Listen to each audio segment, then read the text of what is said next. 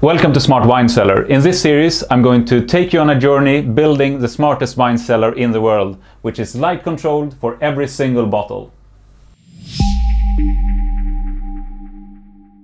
Welcome back to Smart Wine Cellar. I'm so excited for this episode because the wine rack is done and I'm going to show you how it works and show you the application in the iPad. If you remember how it looked before, I had shelves with stronger alcohol above the actual wine rack. Now I've taken all the stronger alcohol, which I barely even drink, but I put them on this cart. Nice to having them all together here, away from the wine rack, but also below the lights here, which I think looks really neat. But let's show you the actual wine rack. I know that I've talked a little bit before about the lights, and they have changed a bit since the first episode and second episode. So I'm going to explain a little bit about the different colors of the wine rack and how they work. So if we start here, you could see there are red lights, there are green lights, there are pink lights, and there are blue lights. A green light means that the bottle is ready to drink. This light, both of them are green, but this one is much brighter, which means that this one is ending its drinking window. So you should probably drink this one before that one. So the greener a light is, the faster or sooner you should drink this one. A blue light means that the information is unknown, so I could manually insert the information for this bottle if I want to. A pink light means that the drinking window had passed, so you should probably also drink them pretty soon. And a white light means that the spot is free, so there should be no bottle where there is a white light. Also a good thing to make sure that you pick the right bottle and that you marked it as drinked in your application. Okay, let's go through some of the functions for this wine rack. As you see here, now all the lights are turned on and I would like to see bottles from Italy. So I use the Find a Bottle function in the app and I choose country, I choose Italy, and here I could choose a region if I want to. But let's go ahead and see all regions. I could then choose a blend of grapes, but let's just take all grapes. And this resulted in 83 bottles. If I click this button here, after 1 second approximately, these ones will show up in the wine rack. So it's super easy for me to find a bottle that I really want to drink right now.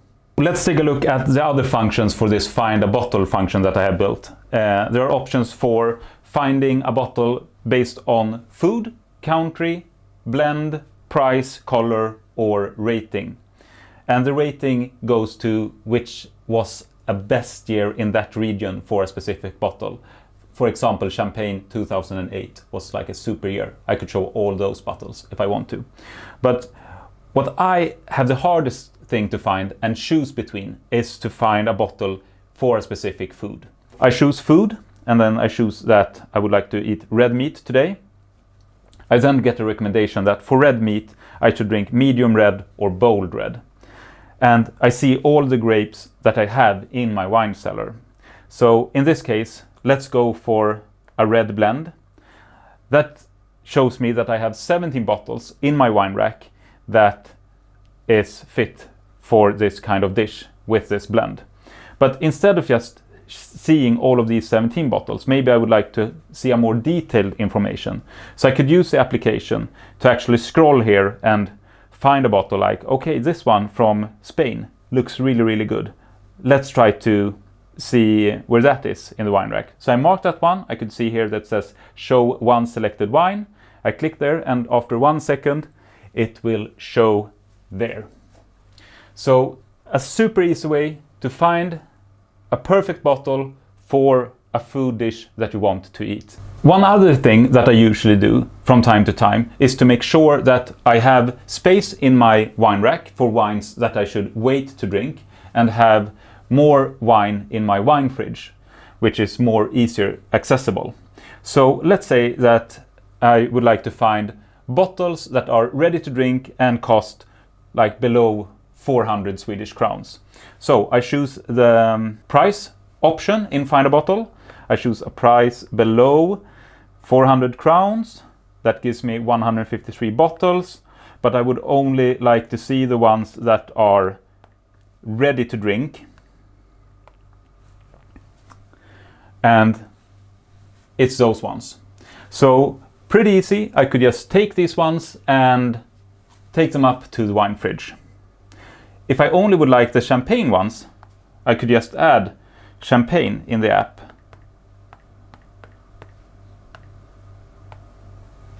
And then would show all the champagne bottles, which was just one below 500 crowns.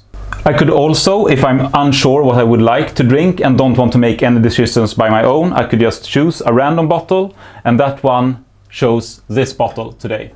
If I'm not happy with that one, I could click random bottle again, and now it shows that bottle instead. And I could do this how many times I would like to. There are a lot of different functions in this application, and I made a separate video showing everything regarding the different functions, and I will link that somewhere here or in the description below.